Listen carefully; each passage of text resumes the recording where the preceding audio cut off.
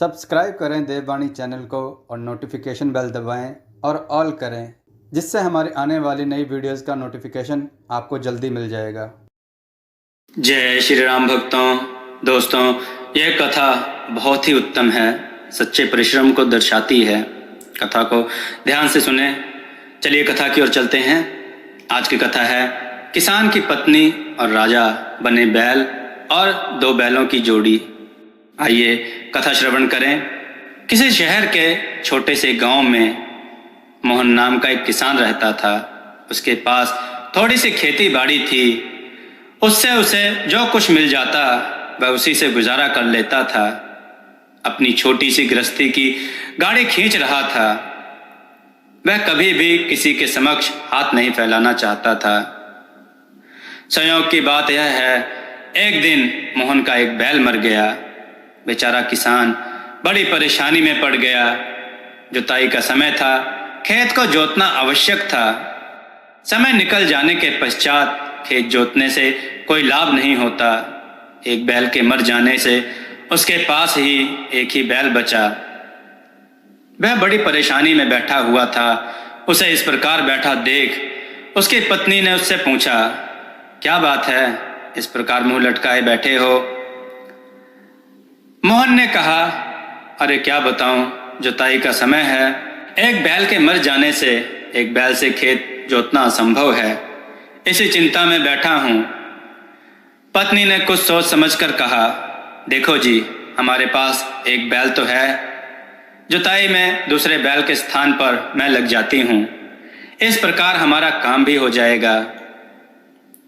मोहन ने काफी सोचा। इसके अलावा उसे कोई चारा नजर नहीं आया। वह पत्नी को लेकर खेतों पर आया और हल के जुए में एक और बैल जोता और दूसरी ओर अपनी पत्नी को और काम करने लगा। अचानक उसी समय उस राज्य का राजा अपने रथ में उधर से गुजरा। उसकी निगाह खेत पर काम कर रहे मोहन पर गई, जिसने हल के जुए में एक तरफ बैल और दूसरी तरफ स्त्री को जोत रखा था। राजा को यह देखकर बड़ा आश्चर्य हुआ तथा साथ ही दुख भी हुआ। वह अपने रथ को रोककर मोहन के पास जाकर बोला, यह तुम क्या कर रहे हो? मोहन ने निगाह उठाकर उसकी ओर देखा और बोला, महाराज, मेरा बैल मर गया है और मुझे खेत जोतना जरूरी है। राजा ने कहा, भले मानस, कहीं स्त्री से भी बैल का काम लिया जाता है? मोहन बोला, क्या करूं, इसके अतिरिक्त कोई अन्य उपाय भी तो नहीं है।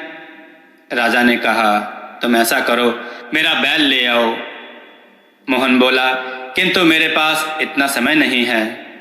राजा बोला, सुनो भाई, तुम इस स्त्री को बैल लेने भेज दो। जब तक यह आएगी तब तक मैं उसकी जगह काम करूंगा। किसान पहले तो सोच में पड़ गया, किंतु राजा ने उसे सांत्वना देते हुए कहा, भाई, इसमें संकोच मत करो। मैं राजा केवल नाम का नहीं हूं। मोहन की स्त्री ने कहा, आप तो बैल देने को तैयार हो, पर आपकी पत्नी ने इनकार कर दिया तो? राजा बोला, तुम चिंता मत करो, ऐसा नहीं होगा। मोहन राजी हो गया। उसकी स्त्री बैल लेने चली गई और राजा ने हल्का जुआ अपने कंधे पर रख लिया। किसान की स्त्री राजा के महल में पहुंची और उसने रानी के पास जाकर राजा की बात कही तो वह बोली, अरे बहन, एक बैल से कैसे काम चलेगा तुम्हारा? तुम्हारा बैल तो कमजोर होगा, हमारा बैल मजबूत है। दोनों साथ काम नहीं कर पाएंगे। तुम हमारे दोनों बैल ले जाओ। स्त्री को बड़ा आश्चर्य हुआ। उसे तो डर था कि वह कहीं एक बैल देने से इनकार न कर दे। यहाँ तो एक छोड़, रानी दोनों बैल को देने को राजी हो गई। स्त्री बैलों को लेकर आई और पूरे खेत की बुआई हो गई। कुछ समय पश्चात फसल हुई।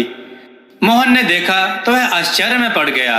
सारे खेत में अनाज पैदा हुआ, लेकिन जितनी जमीन पर राजा ने हल चलाया था और उसका पसीना बहा था, उतनी जमीन पर मोती उगे थे। दोस्तों, यही सच्ची मेहनत का फल था। जहां राजा अपनी प्रजा की भलाई के लिए अपना पसीना बहाता है, वहां ऐसा ही फल प्राप्त होता है। दोस्तों, आपको यह कथा कैसी लगी, अपने विचार और सुझाव कमेंट में जरूर दें। हमारी कथाओं को लाइक करें, हमारे चैनल को सब्सक्राइब करना ना भूलें। हमारी कथाओं को शेयर जरूर करें, जिससे लोगों को उत्तम से उत्तम ज्ञान प्राप्त हो। जय श्री राम भक्तों।